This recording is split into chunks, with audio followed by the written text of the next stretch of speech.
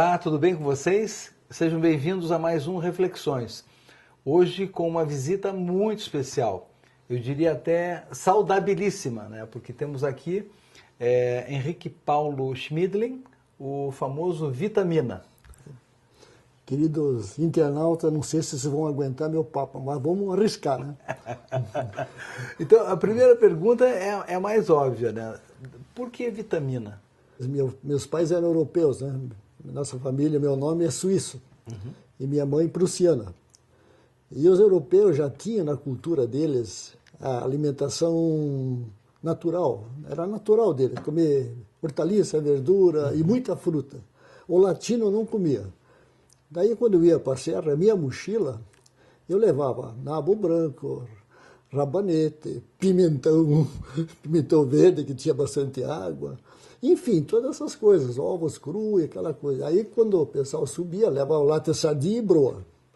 E eu levava essas coisas exóticas, né, excêntricas. Né? Aí eles olhavam ali, vem aquele cabo das vitaminas, viu? Já tinha um pavor, né? Porque sabia que não comiam aquilo. Né? Então essa aí ficou minha apelidada de Vitamina. Era uma tradição na montanha de dar apelido.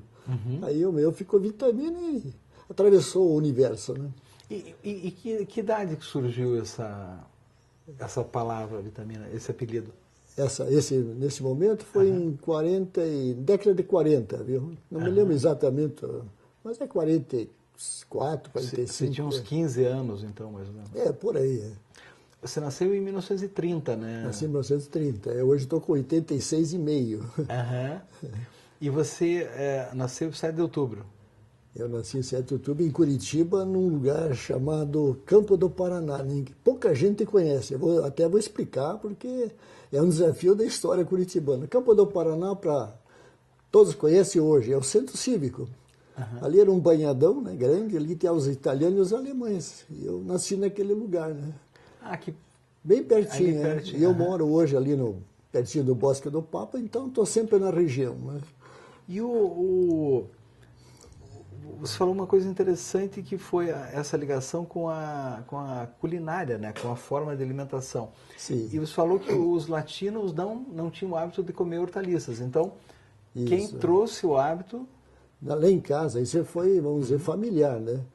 Mas o mais paradoxal hoje, que a maioria dos grandes escaladores são vegetarianos. Eu nunca fui vegetariano, eu sou equilibrado, né? Mas eu como mais verdura, vamos dizer, mais verde do que proteína animal. Mas eu como proteína animal. Já os Valdemar, de Clevitz da vida, são todos vegetarianos. Né? Você vê como houve uma alteração brutal na alimentação dos esportistas, né? Que interessante. E quando que surgiu essa relação sua com a montanha?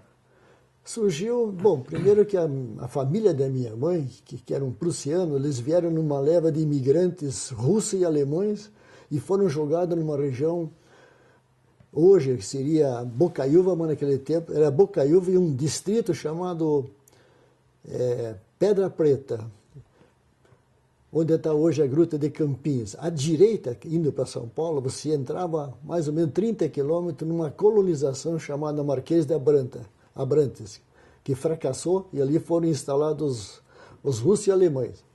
É um terreno terrível até hoje, terra péssima. E eu, quando era criança, eu ia lá passar na casa dos avós. Eu tinha 8 anos, sei lá, 7 anos. E meu tio, que era agricultor, eram tudo agricultores, tinha aquelas montanhas, mas eram morretes, eram pequenas montanhas, mas no meu visual eram montanhas, né? Eu nem sabia o que era montanha. Aí meu tio resolveu me levar para uma delas. Você quer ver lá de cima, casinha, né? Tá bom, quero ver. Aí subimos. Aí fiquei encantado de olhar o mundo de cima, né? Aqueles vales, aqueles rios, né?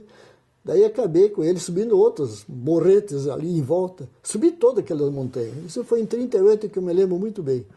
Aí começou o prazer de subir, galgar as alturas. Daí eu estudava num seminário e havia no mês de maio uma competição entre as aulas, entre as salas, para arrecadar dinheiro para o mês de maio, mês de Maria, aquela coisa toda. E a sala que angariasse mais dinheiro ela tinha uma figura desenhada, representando uma montanha que era o Morumbi. Eu nem sabia que era, mas aí estava lá escrito Morumbi, e a sala que galgava mais dinheiro tinha um bonequinho que eles iam pondo, assim, os padres colocavam para ver. Né? Lógico que nós empenhamos, né? Eu sei que até na rua eu catava dinheiro, ia lá na Praça Tiradentes pedir dinheiro para ajudar. Eu sei que acabamos ganhando a tal da... E aí fiquei intrigado, o que é esse Morumbi, né? Não, é a montanha mais alta do Paraná, naquele tempo era mais alta. Aí virou a curiosidade, né? A gente sempre está curioso, né? Claro, claro. Aí naquele tempo também tinha uma outra vantagem, não havia o controle do pátrio poder, você podia viajar para onde quisesse, sozinho, sem pai, sem mãe. Né? Aí pegamos o trem, isso na década de 40, e aí subiu o Morumbi. Pedimos informações e tocamos para cima. Né? Então, a primeira vez que você subiu o Morumbi, você tinha que idade? Devia ter, sei lá, 13, 14 anos. 13, né? 14, tá. Não sei bem assim, porque isso faz muito tempo. Mas já era grandinho, né? Sim, a gente já fazia para sair por aí, né? A gente já tinha uma certa... habilidade. Ou decisões, né? Mas naquela época o pessoal já subia o Morumbi? Já subia. A subida do Morumbi é que, na verdade, o Morumbi ela tem uma história complexa. Não é complexa. A primeira escalada foi em 1887. Tá. E nunca mais parou.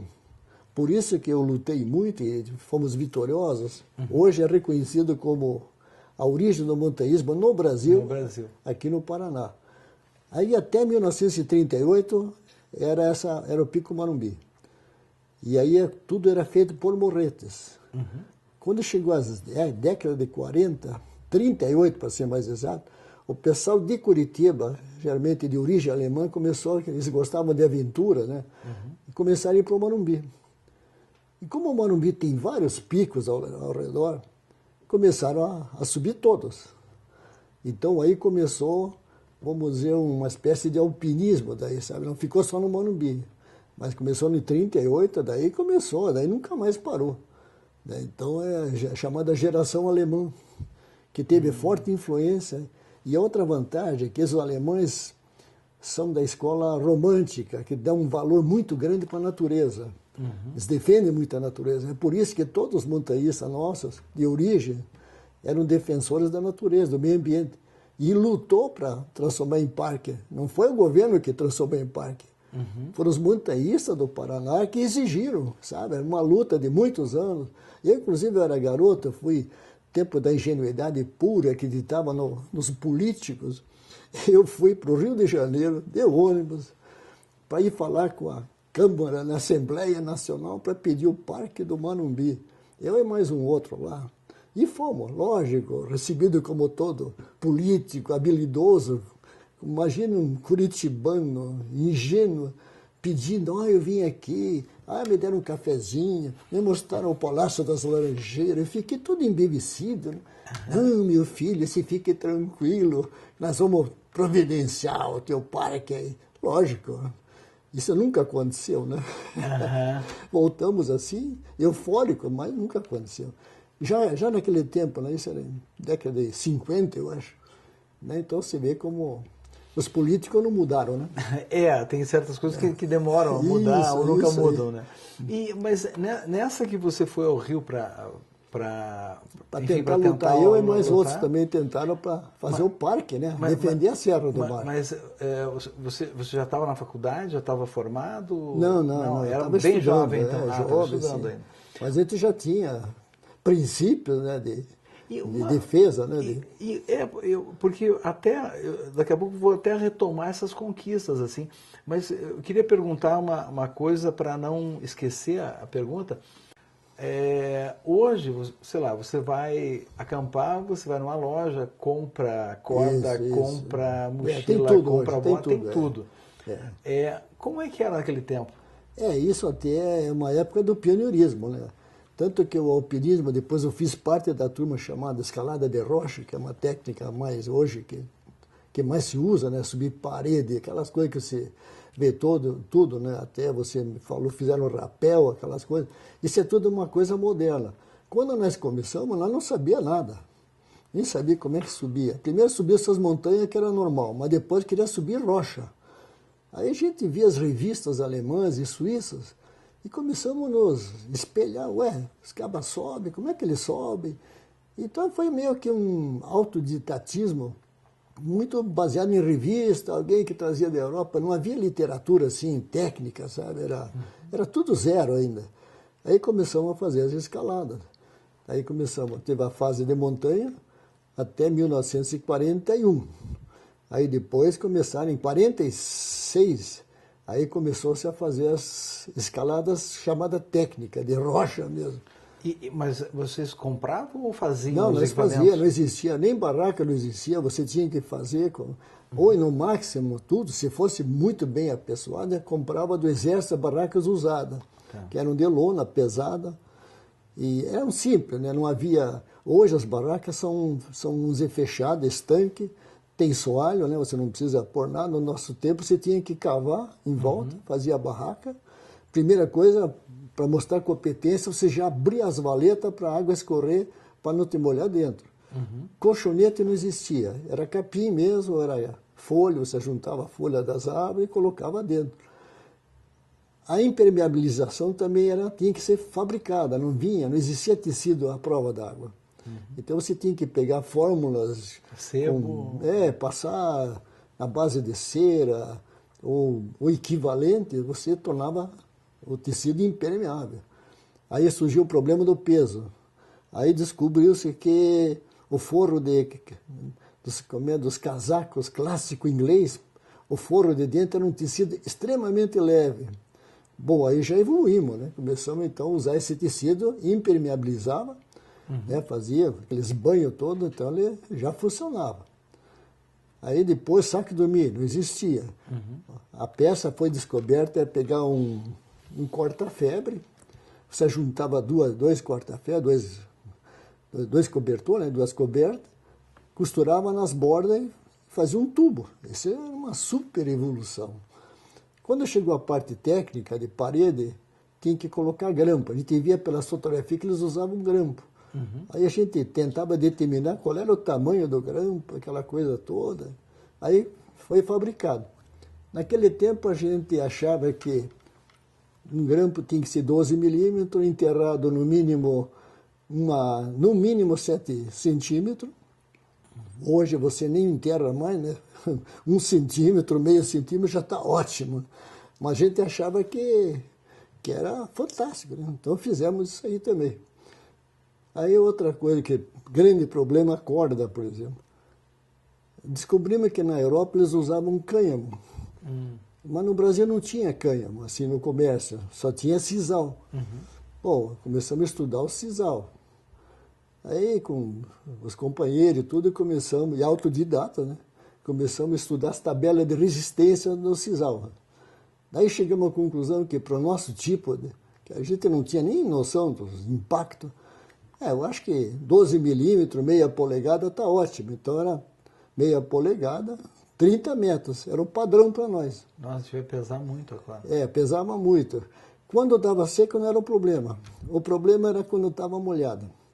Ela aumentava muito o peso e você tinha um outro problema. Nós descobrimos também que inventaram na Europa um sistema de você descer na corda. A gente descia na mão. E na mão, você sabe, é complicado. Aí descobrimos que existia um sistema alemão, chamava-se Abseil. Hoje virou rapel, que é a mesma coisa.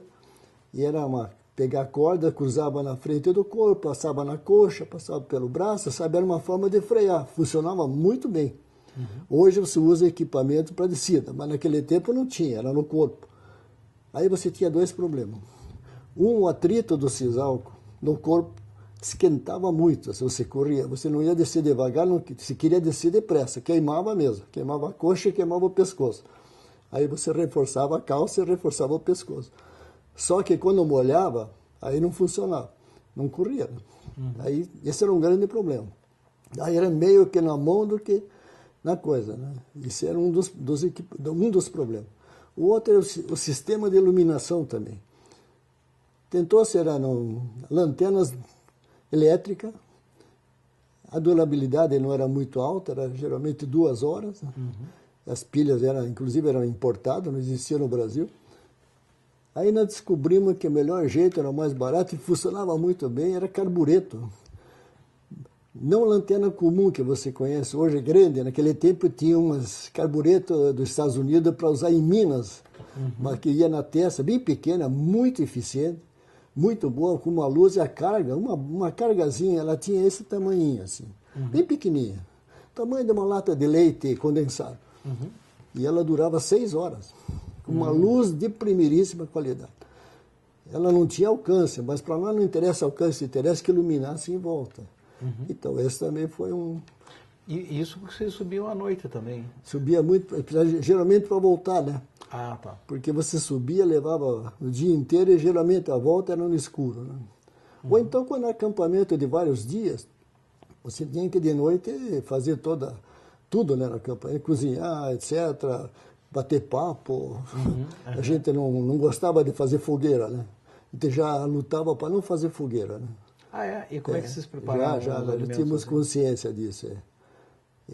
Naquele tempo, para nós, o maior problema era os escoteiros, que eles tinham dentro da cultura escoteira, comer casinha, né, coisa. Não por maldade, mas fazia parte da estrutura, né, da ciência do escotismo que veio pelo Baden-Powell, né, veio da África, mas era uma outra realidade, né.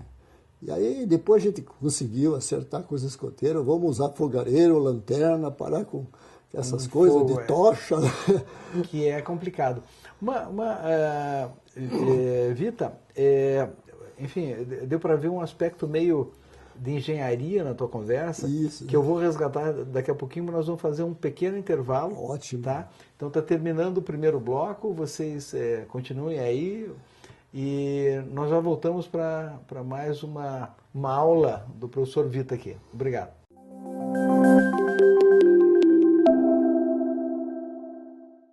Pois é, pessoal, segundo bloco do Reflexões, hoje com o Vitamina.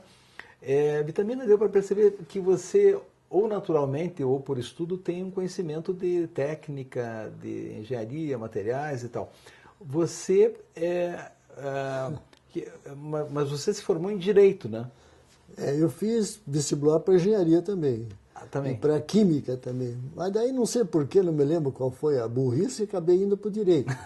Mas acabei exercendo, lógico, o direito por muitos anos. Mas é que meu pai nós tínhamos a loja de ferragem dos alemães, né? Os alemães tinham ferragem. E a nossa família é uma das lojas muito famosas em Curitiba, chamava-se Casa Porcelana. Casa Porcelana. Mas meu pai, quando veio da Alemanha, ele tirou o curso de mecânica, de tornoaria fina, chamada... Ele fabricava material para relógio, para teodolito. Usinagem de precisão mesmo. De precisão. E eu aprendi tudo com ele. Né? Aprendi a tornear, fresar, soldar. Então já era. Sabe, para mim não era problema. Eu conhecia têmpera, fundição, tudo. Tudo era feito próprio, né? E a gente é curioso. E o pai insistia para me ensinar. E isso ajudou muito, né? Mas, na verdade, grande parte tudo eu fabricava. Mochila, cheguei até a fazer sapato, viu? Porque meu avô era sapateiro, daí eu queria fazer o sapato, porque não tinha. A única bota, calçado, a gente comprava as botinas do exército. Porque no tempo que o exército era rico, todo oficial, ou desde o cabo, o sargento ganhava 2 pares de bota, 2 pares de roupa, uma barraca, isso era todo ano. E eles vendiam né? Eles não chegavam a gastar. Então era o nosso grande mercado, eram as botas do exército, os coturnos, que era um material bom. E aí eu também, por curiosidade, meu avô era sapateiro, eu digo, quero ver se eu fabrico, né? Daí ele me ensinou a fazer, fiz algumas coisas lá, mas nunca funcionou Nunca funcionou, mas não aquela qualidade, assim, beleza, né? Estética, né? Em qualidade sim, mas estética não. Aí depois saí comigo, comecei a estudar, fabriquei barraca, e fiz vários modelos, fiz um monte de... Todo equipamento, tudo nós fazíamos. Queria até que você me corrigisse se você não concordar. Mas uma coisa que eu sinto, assim, que faz parte da pujança dos Estados Unidos é o fato deles terem um apego ao lado prático da vida, no sentido, toda casa tem uma oficina, fazem isso. A sua grama, Exato. tem essa cultura de valorização do pôr a mão na massa. Que eu sinto falta no Brasil, né? Não, isso se você olhar aqui no sul do país, você pode vir Santa Catarina, Paraná, todos os descendentes europeus, principalmente dos alemães, todos tinham oficina em casa, todos. Duas coisas. Aliás, o alemão e o italiano, né, esse pessoal, os poloneses também, se tinha marcenaria, geralmente era marcenaria. Meu pai que partiu mais para metalurgia por causa que ele tinha o curso de mecânica, né, fina. Mas todos, né, podem ver, fazia parte do cotidiano. Teu né? pai chegou a montar uma cearia, né? Uma fundição? Não, ele tinha uma oficina mecânica. Oficina, né? Tá. Então, o pessoal para arrumar relógio, instrumento de precisão, era uma tornearia com tornos bem pequenos, são tornos pequenos especiais, né? E aí, então ele fabricava, né? E você, até no primeiro bloco a gente falou muito de montanha, mas você também foi pioneiro no mergulho e chegou a desenvolver uma válvula. Como é que é essa história? Isso, é verdade. É que quando surgiu o mergulho, surgiu na Polinésia, daí com um grande personagem que vocês conhecem, muito chamado Cousteau, na França, durante a guerra, esse pessoal começou a desencadear um novo esporte, da pesca subaquática. Os óculos usava-se um óculos que era feito com câmera de automóvel, você cortava, punha um vidro, etc. Aí você mergulhava, daí inventou-se um snorkel para você não precisar pôr a cabeça para fora, já foi uma evolução, mas isso é na França, baseado com a experiência da Polinésia, daqueles indígenas que mergulhavam já. Aí levaram para a Europa e explodiu. Explodiu. Na Europa, no Mediterrâneo, foi uma explosão, e aí inventaram o pé de pato, a nadadeira. E aí os cariocas, não sei como, né? Eu sei que daí trouxeram para o Rio de Janeiro. Aí também não sei como, não me lembro que um da nossa turma acabou conhecendo esse material e começamos a fazer aqui. E era a época tudo virgem. Né? E aí grandes amigos meus, que eram grandes montanhistas, lógico, aventureiro de montanha, na época de calor resolveu ir para a praia. Ir para a praia mergulhar. Aí começou a fase de mergulho, aí já teve uma fábrica, a primeira em São Paulo, começou a fabricar óculos, né? Já melhorou muito, e aí inventou, né? Já fabricava snorkel, e depois a nadadeira. Inclusive, essa é uma história interessante, em São Paulo, eu conheci pessoalmente o fabricante, ele foi um herói mergulhador do tempo da Segunda Guerra Mundial, italiano, que eles faziam que nem japoneses, eles montavam em cima do torpedo, com motor e tudo, e jogavam em cima do navio. Só que os italianos pulavam fora antes, não era um burro. Né? O japonês não, o japonês ia até o final. Morria. Né? E esse camarada ele quem fabricava bons materiais com a experiência da Europa, sabe? Isso aí para nós foi um grande avanço. Aí comecei a escrever, mantinha uma coluna sobre mergulho no Diário do Paraná, e revelando essas pesca e caça submarina que começou a explodir. Nós pegamos todo o litoral virgem, né, daqui Santa Catarina, principalmente os currais, onde a gente começou, com grandes nomes aqui de montanha, e aí foi embora. Só que eu não parei, eu não era muito da caça, eu mergulhava, mas não gostava de matar peixe, mas comecei a sentir curiosidade pelo mergulho autônomo. Daí com um médico, um amigo meu, que faleceu até no mergulho, Raul Carneiro, filho, que até o Hospital Pequeno Príncipe, em homenagem a ele era pediatra, começamos a estudar a fisiologia de mergulho e também tentar descobrir como é que eram esses aparelhos. Aí começamos a ler romances, não é romance, os livros do Cousteau, ele falava da válvula, não sei o quê. Algumas informações do livro, o livro dele, eu tinha dissequei tentando descobrir o segredo. Bom, acabamos descobrindo, baseado no que ele dizia que tinha, os carros da França usavam metano, eles não tinham gasolina, né, que eles punham naquele Citroën, um tubo em cima, que alimentava o motor. Daí, procurando, não tinha e-mail, não tinha nada disso, era muito difícil a pesquisa. Daí, com meus parentes, eu pedi para trazer umas informações desse, como é que era essa diabo dessas válvulas aí. Aí eu descobri que eram válvulas de tipo hoje que tem nos fogões a gás. Pega a alta pressão e reduz para baixa pressão. Baseado na teoria, nós desenvolvemos sozinho, calculamos tudo, nós tínhamos uma boa formação física, etc., de ciência da física mesmo. E aí começamos a fabricar a válvula de mergulho. Fazíamos experiência na Duque de Caxias, às vezes no Ciclo Militar, às vezes no Thalia, criou uma legião de fãs dos dois loucos ali, e começamos a fazer as válvulas, que deu muito bem, deu muito certo. Mas daí o mergulho autônomo ainda não houve interesse, porque era um equipamento mais complicado, e não tinha como encher as garrafas, era difícil, né? Só tinha uma fábrica em Curitiba, era a única que podia ter. Esses cilindros são de alta pressão, a ordem de 200 atmosferas, 150 atmosferas, são 2.000 e poucas libras, né? São aparelhos especiais. Naquele tempo só tinha Oxigênio que abastecia os hospitais. Aí nós tínhamos que abastecer lá. Era complicado. Hoje não. Hoje todos têm seu compressorzinho, aquela coisa toda. Aí depois veio o golpe militar, atrapalhou muito. Porque eles não... Para você poder mergulhar com autônomo, já precisava licença, não sei o que, eles tinham, sei lá. Achavam que era um agente secreto tentando torpedear. Exato. Daí não deu muito certo. E aí meio que parou, mas não houve assim, grandes interesses. Mas hoje você vai em Santa Catarina, tem vários cursos muito bons, você pode mergulhar. Nós temos uma costa sul, água muito limpa, água boa, né? Você vê a Ilha da Paz, a Ilha da Paz, para baixo, todos são água claríssima, tipo Currais nossas, assim, né? São bastante claras.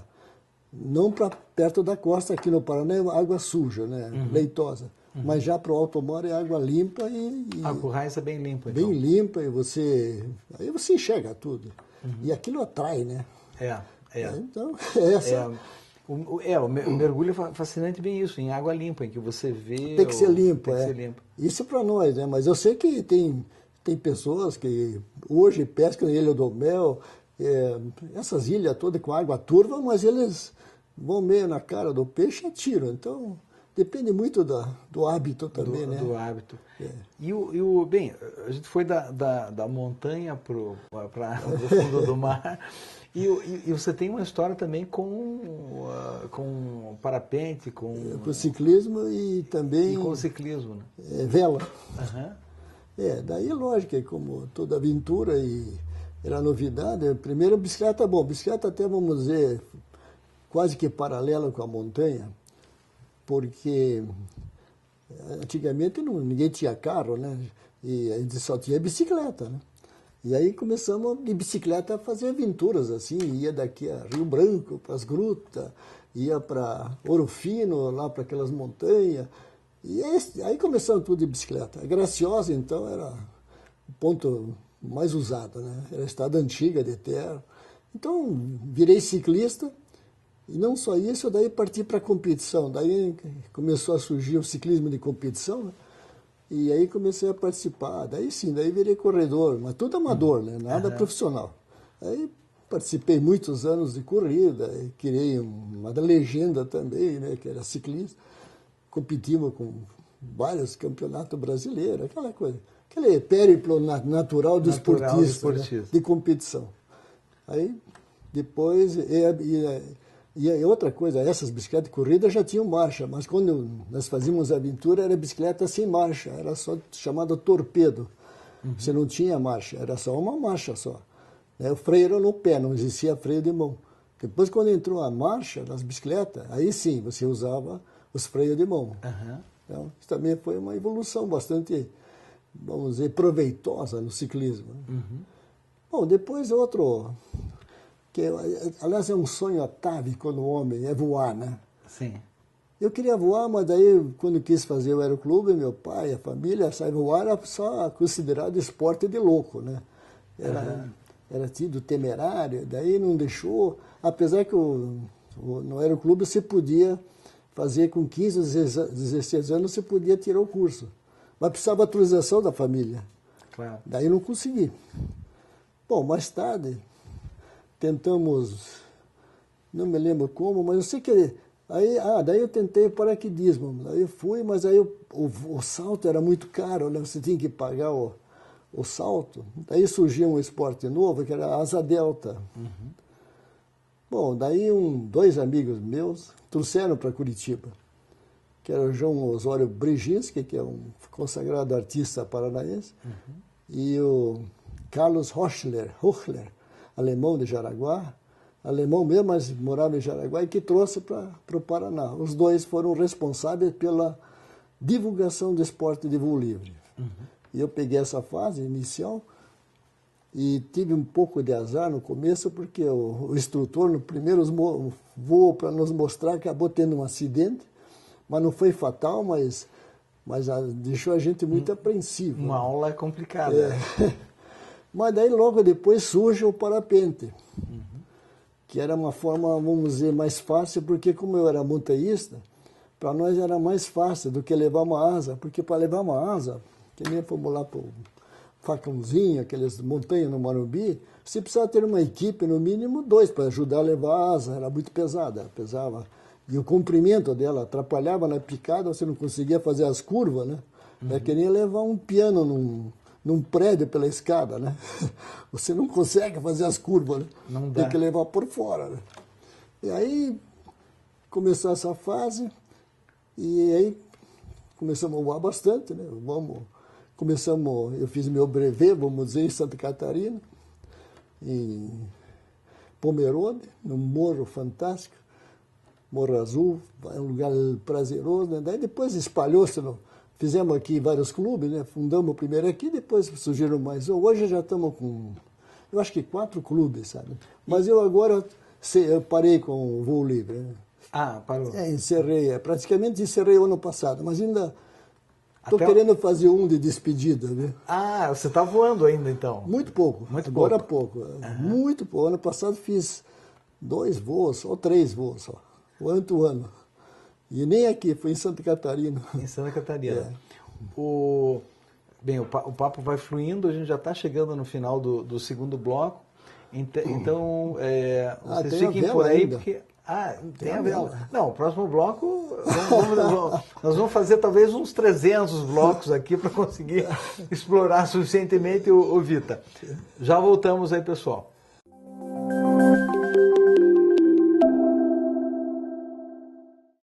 Voltamos então para mais um bloco de conversas com o Vita. Enfim, Vita, você praticou vários esportes, foi pioneiro em vários esportes.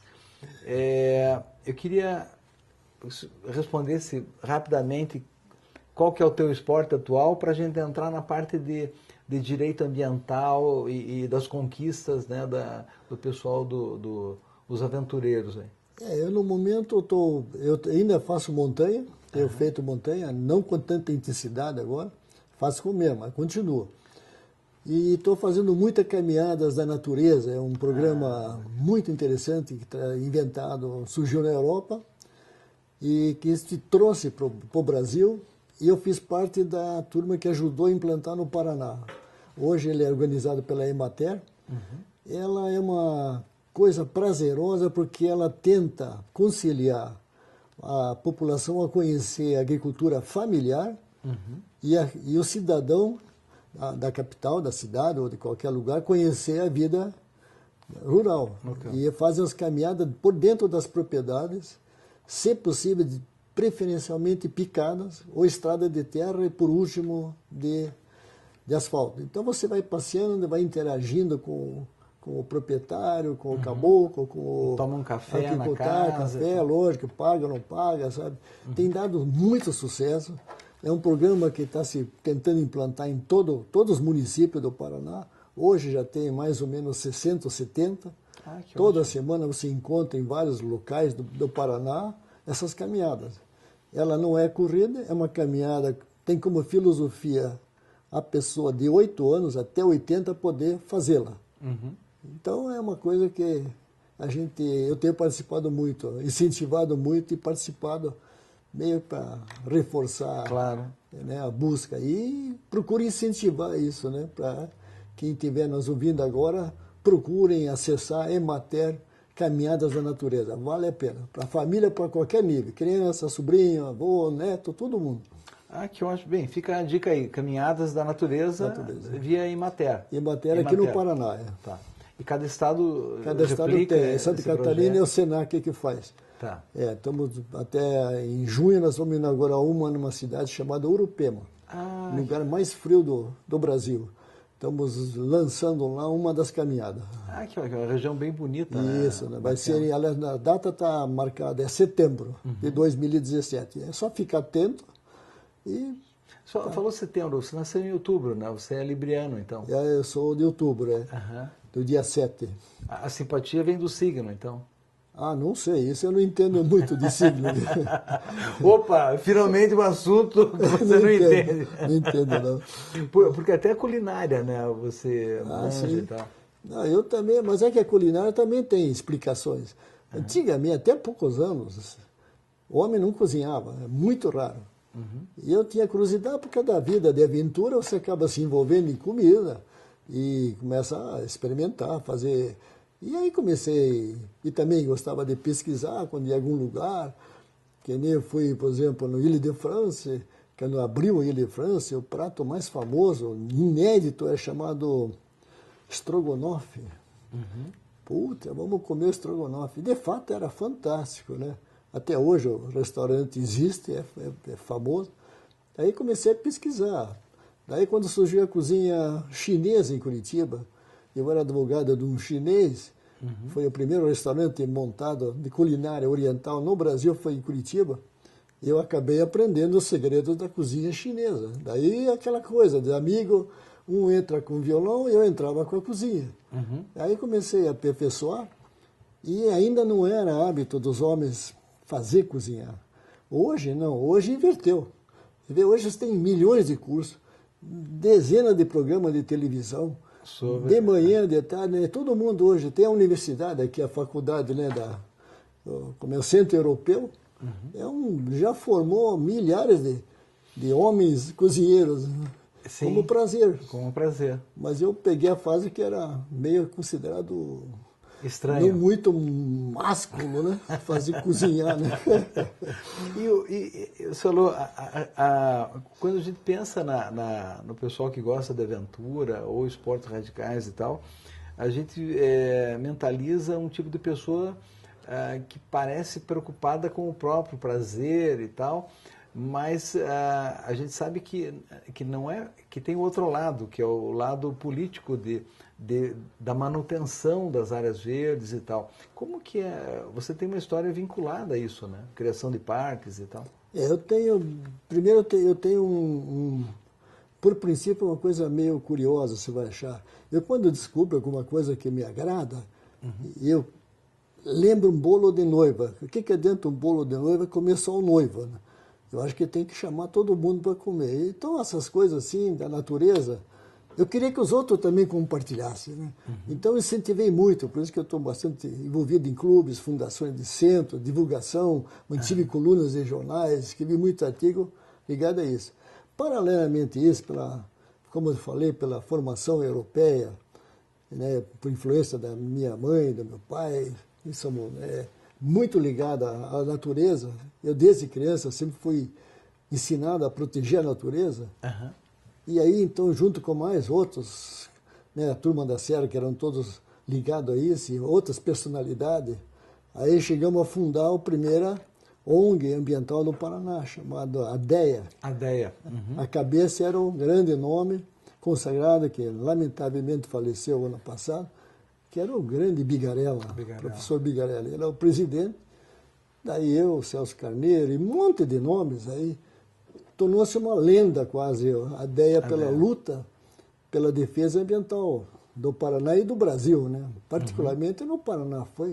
Foi muito intensa a nossa luta, consagrou-se bastante e, obviamente, criamos muito conflito, né? E, lógico, sempre cria muito problema, mas vamos dizer, foi atitudes vitoriosas, com grande repercussão nacional e internacional, né? Ilha do Mel também, né? A Superagui hoje já não é mais estadual, hoje é um parque nacional, quer dizer, tudo é um reflexo dessa nossa luta. Então foi Superagui, Parque de Ilha do Mel, Ilha do Mel, da Vila Serra do Velha, Mar, é, Vila Velha, a Lapa. Lapa. É que, paralelamente a isso, nós também montamos hoje, uma figura jurídica que surgiu depois do tombamento, chamada APA, Área de Proteção Ambiental. Área de Proteção. Então, a gente também tem muita APA, né? Porque se não fosse o esforço da tua geração e das outras, não teria Serra do Mar mais. Não teria, não. Até, principalmente, a maior luta que nós fizemos, que é um bioma ultra importantíssimo, que são os manguezais, né? Os mangues. Os manguezais é peça vital para a sobrevivência da espécie marítima. E nós temos hoje, antes era talvez 10º, mas lamentavelmente hoje somos o 5º remanescente de manguezais do mundo, que é a Baía de Paranaguá, que se estende esse processo até São Paulo, até Cananéia, né? Chamado Complexo Lagunar Estuarino, é só manguezais. E felizmente conseguiu-se depois também criar-se a APA, parques e reservas especiais, toda Guaraqueçaba, está tudo hoje protegido. Lamentavelmente, a contrapartida para a população talvez não é muito, a gente ainda não achou uma fórmula adequada, porque é o município mais pobre, né? Porque tudo é protegido. Então, torna difícil para aquelas, são 21 comunidades sobreviverem, não é fácil. É um trabalho lento, mas está indo bem. Hoje está havendo coparticipação da comunidade, junto com o governo, ver se acha uma solução que se adequa às duas partes, né? Porque eu acho que a palavra é bem essa, a equação, né? Como é que você equaciona os interesses, né, da população? Porque a gente vê modelos que às vezes entram com tudo Não, eu te digo porque eu tive problema, eu sou um ambientalista, assim, mas tem coisa que eu lutei mesmo contra a própria lei. Você veja, pela lei, lógico que a falha não é. Às vezes os órgãos públicos são obrigados a seguir a lei. Vamos dizer Superagui. Superagui são 7, 8 comunidades antigas, tradicionais. Quando criaram o Parque Nacional, Superagui era tombado, mas depois virou Parque Nacional. O que acontece? A lei diz o seguinte, que você não pode morar, não pode residir, tem que eliminar quem mora. A lei exige isso. E eu, então, tinha conflito, porque eu defendia as populações e continuei defendendo. E aí, o que falta? Outro defeito grave no Brasil, o governo, quando institui uma área de proteção, ela dá, teoricamente, seria 5 anos para deixar o plano de manejo, que é a peça fundamental de qualquer parque. Nunca sai. 10, 20 anos para sair. E eu, inclusive, eu estou lutando para mudar a lei, que seja 2 anos. Que o governo, em 2 anos, faça o plano de manejo. Se não fizer, volta ao status anterior. Claro. Então não é possível, você prejudica a população, sabe? O que aconteceu com vários parques também, sabe? Nesse ponto eu tive, apesar de ser do meio ambiente, eu era contra o próprio governo. A população, a questão dos índios da Ilha de Superagui, deu conflito, esse também, sabe? Então, não é fácil. Não é fácil. E eu vejo do lado. Eu acho que então nós temos que mudar a lei, né? Vamos mudar a lei. Mas para mudar a lei também é complicado, né? Você sabe, ainda mais agora, que o Congresso agora está meio... Não tem tempo nem para pensar, para sobreviver, né? A gente está num momento doido, assim, e você tem um olhar também de historiador, né? Também então, Mas deixa eu te dar mais um intervalo, já que você lembrou. Você veja, essa coisa, vamos dizer, o governo era muito, né? Quando surgiu a lei aplicava. Faltava o diálogo com o ocupante da terra. Felizmente, com os erros, muito mais erros do que acerto, hoje inventou-se uma figura que surgiu no Paraná também nessas áreas de preservação, que é os parques, tanto nacionais como estaduais, o Conselho Gestor. O gestor é uma figura interessante, porque se chama a população do entorno para sentar junto e discutir junto. Isso foi um grande avanço, sabe? Que ótimo. Isso aí com o IBAMA nós fizemos, deu certo, com a ZAPA deu certo, está dando muito bem, porque aí a pessoa começou a sentir que ele é ouvido. Então ela vai ouvir, eu tenho a minha casa, eu quero fazer isso, eu fazer aquilo, discute-se coletivamente. Isso tem dado muito certo. Então, os conselhos gestores, é só para um intervalo nesse... Não, mas ótima colocação, porque O que é complicado é isso, a formulação da lei é demorada. É demorado. Né? Muitos interesses, e às vezes a lei, na regulamentação da lei, o como não é bem decidido, né? O como vai funcionar, quem são os responsáveis, e o quanto a população pode estar interferindo, né? Porque ela que está lá e que sofre. Você tem um recente, agora que você deve ter visto notoriamente, né? A questão da escapa de Boliana, né? Lógico que é um complexo que interessa defender, mas a culpa indireta também é do próprio governo, porque eu fui do meio ambiente, né? Fui ligado, cansei de revelar as ocupações irregulares, que o governo devia tomar providência, mas foi deixando, sabe? Foi vista grossa, o cara foi plantando, derrubaram a mata, plantaram os pinos, etc., virou aquela coisa, uma boa área foi destruída, os biomas foram destruídos, e deu o que você viu que deu. Aí, lamentavelmente, os interesses sempre comerciais são maiores do que a preservação, né? Porque o interesse econômico é maior, falar mais pesado. Tivemos um recente encontro com conflitos de interesse e ainda não solucionado, mas é um exemplo claro, né? O próprio tombamento também cria muito problema. Nós não temos ainda uma noção do que é importante, o que não é importante, tanto na área ambiental como histórica, infelizmente. E mesmo entre os envolvidos ecologistas, são várias linhas de pensamento. Tem muitas linhas, né? E tem linhas muito radicais que fazem um desserviço para nós mesmos, porque eu acho que às vezes nós temos que dialogar junto com o inimigo, eu digo inimigo contra, né? Mas eu acho que temos que, principalmente na questão de estrada, questão de porto, sabe? É uma coisa muito complexa, você não pode esquecer da geopolítica, né? Você tem que prever qual é o aumento de volume de carga, de navios, sabe, numa projeção, o mal do ambientalista que ele pensa hoje. Eu acho que um ambientalista tem que pensar no mínimo 20 anos para frente, fazer a projeção matemática do cenário daqui 20 anos. Número de pessoas, de fluxo, quanto não sei o quê, sabe? Não adianta você ficar nos parâmetros de proibir coisinhas questiúnculas, quando a coisa é muito mais complexa. Sim, sim. Mais profunda. Mais profunda. Nesse bloco, nós ficamos por aqui. E logo voltamos a conversar. Fique aí que tem mais vitamina para vocês.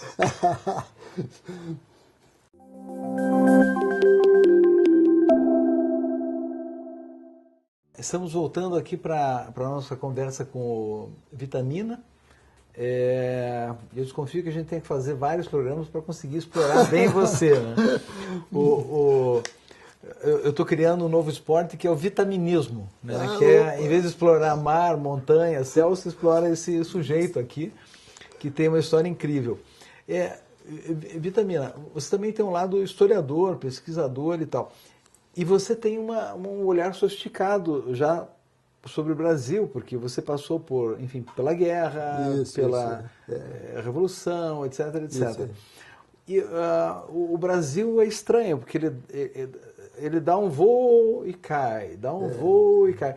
Será que um dia a gente sai desse ciclo de voo de galinha, assim, e passa a ter um desenvolvimento sustentado mesmo? Eu, por princípio, sou um otimista. Eu acho que o Brasil sai, lógico, com esses percursos curtos, esse voo de canguru, aí, sei lá, mas ele vai, só que é mais lento, a demora é muito maior. Mas eu também noto claramente que a geração nova é muito boa. Eu tenho conhecido grandes rapazes com muito conhecimento, sabe, muita coisa.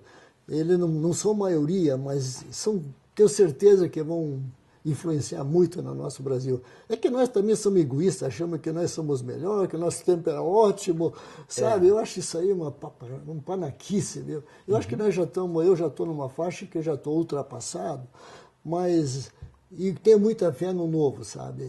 Por isso que eu sempre estimulo, cara, tenha fé em você, construa o Brasil, vamos fazer isso que eu faço, sempre construir o Brasil. Eu sempre fui um patriota, sou um nacionalista, sabe? Eu acredito no Brasil. E aí vive me Vitor, vamos para a Europa. Eu digo, mas puta, o Brasil, tanta coisa linda, por que você não vai gastar dinheiro lá fora? Porque você pode aprender lá fora Você pode pegar hoje nos processos de comunicação, vai ao interior do Brasil, vê a nossa cultura, vê as diferenças sociais. Isso é que você tem que ajudar, contribuir a melhorar e não ficar olhando as coisas prazerosas da vida lá fora. Não vejo nada sentido nisso aí. Nesse sentido. Não, e outra coisa que eu vejo é que o primeiro desenvolvimento é o da pessoa. Também. Né? Eu vejo muita gente, às vezes, criticando, reclamando, e sempre a culpa é o outro, ou é não sei o que e tal. E você vê que a pessoa, nem a vida dela se organizou. Então, você é um sinônimo de vitalidade, de força. Pessoas com a tua idade estão aposentadas faz um tempo já, né? Da onde que você tira a energia? Qual que é o segredo, né? Não tem segredo. Primeiro é que eu acho que o fundamental é a célula máter, sabe? Eu tive, felizmente, pais e mães, né, lógico, europeus, mas com uma boa formação, que eu tive uma boa formação familiar. Eu acho isso vital também, sabe? Isso ajuda muito. Tive boa educação também escolar, muito boa, e ter bons princípios, inclusive religiosos, você tem. Tudo isso é fundamental, eu acho que na formação do teu caráter. Né? E isso eu procuro... Você é uma pessoa religiosa? Não sou assim religioso, assim, fanático não, mas eu tive... A família é luterana, né? Então aqueles princípios luteranos, né? Minha mãe, meu pai. Depois eu fui em seminário católico, aí fiz todo aquele estágio, desde coroinha, batedor de sino na catedral, sabe? Fiz todo esse estágio. Depois você vai se afastando um pouco, mas você nunca perde aquela base, né? Você sabe os princípios. O que interessa é a moral, a ética, bons costumes, né? O respeito às religiões, vamos dizer, esse espírito democrático mesmo, né? De tolerância, aceitar as opiniões contrárias, que hoje não tem mais nisso. Hoje nós temos um fenômeno terrível que está preocupando o mundo, é o tal do...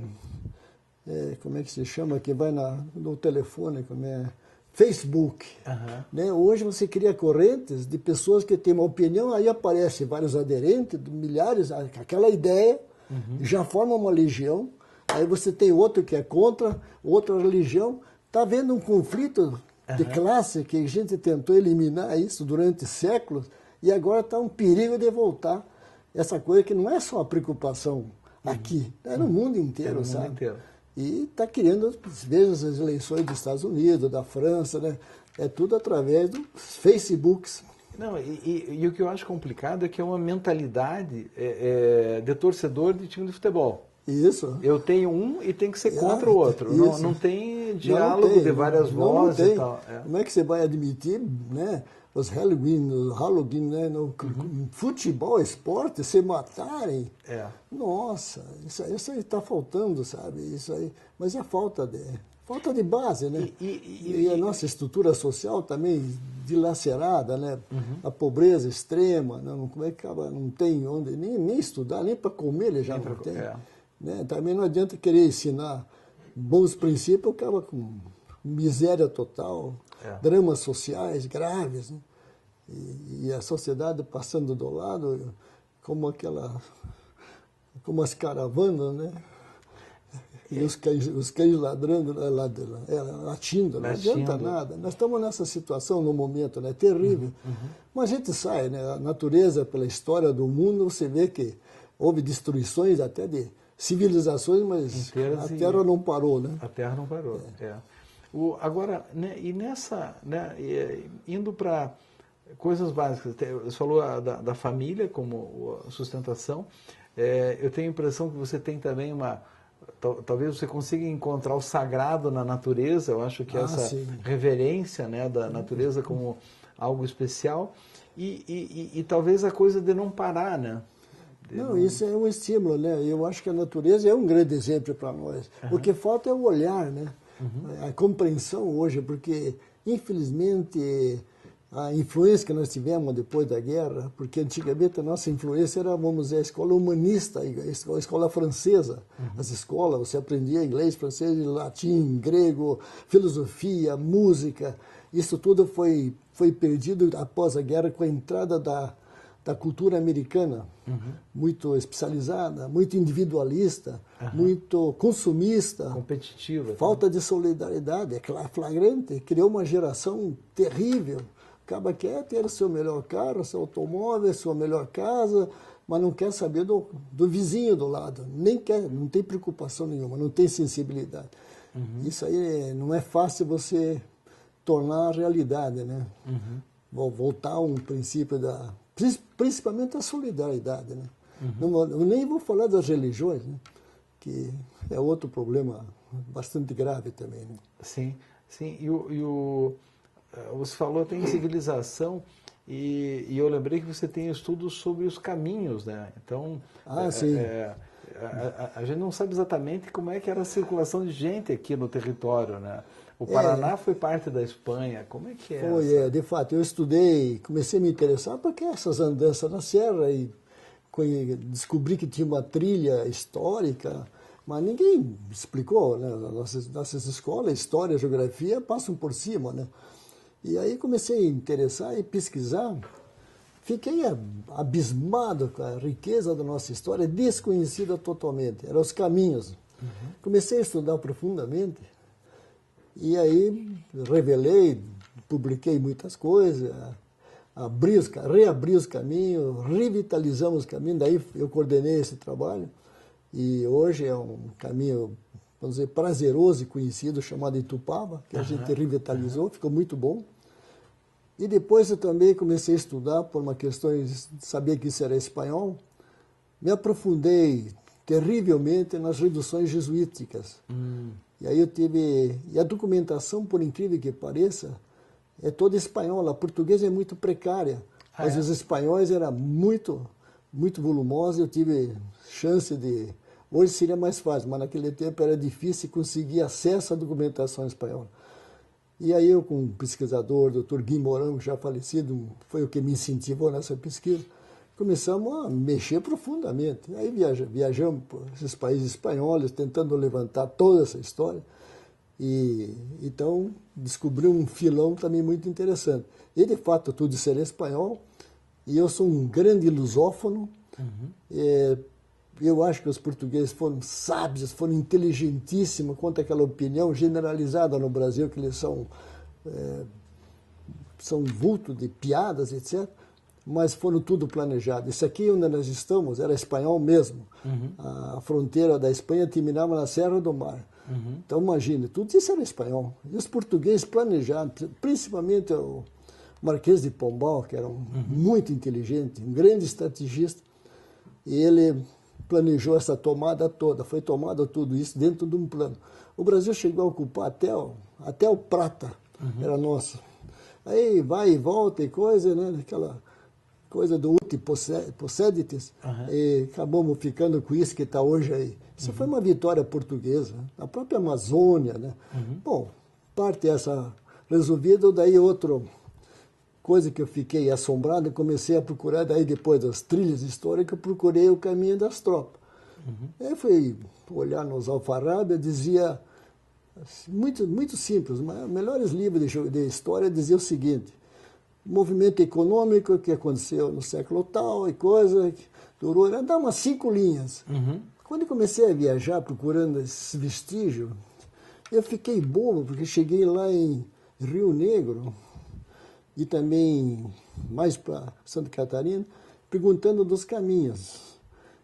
Não, mas não tem nenhum remanescente? Não tem.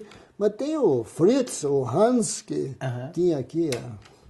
Eu digo, mas que Deus, nome português, o negro, sabe? Eu fiquei horrorizado com aquilo. Eu digo, nossa.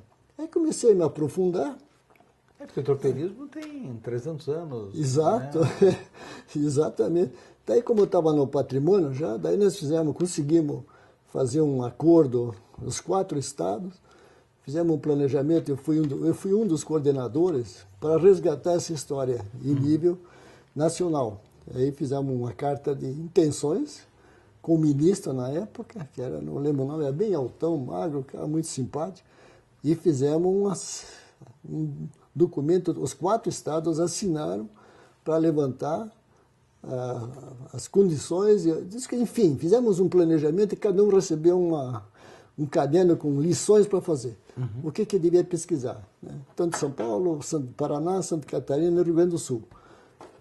Isso foi feito num governo, então o prazo era 4 anos, que os governadores assinaram, não só o ministro era o que veio para sacramentar, e os governos mandaram o representante dos estados para assinar o documento. Isso nós fizemos. Só que passou o primeiro governo, só o Paraná que trabalhou, os outros não fizeram, sabe, dificuldade operacionais, sei lá, questão de funcionário público. Mas daí nós continuamos, começamos a fazer encontros e tentamos fazer mais, com menos, vamos dizer, com menos qualidade, talvez com menos gente, e aí fomos indo.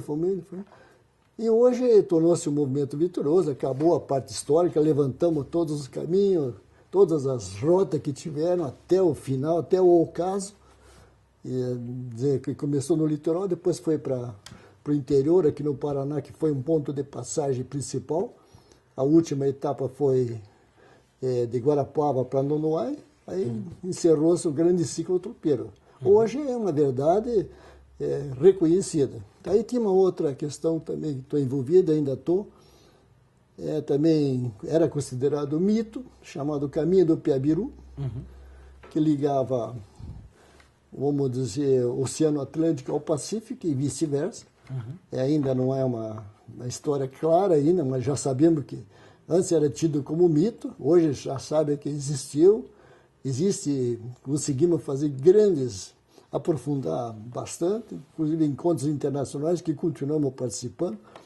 Hoje já reconhecido com trabalhos de todos os países que estavam envolvidos, estão dentro do projeto, está indo muito bem, está avançando, e até o Paraná chegou a sonhar, um secretário queria fazer a Compostela brasileira em cima do Piabiru.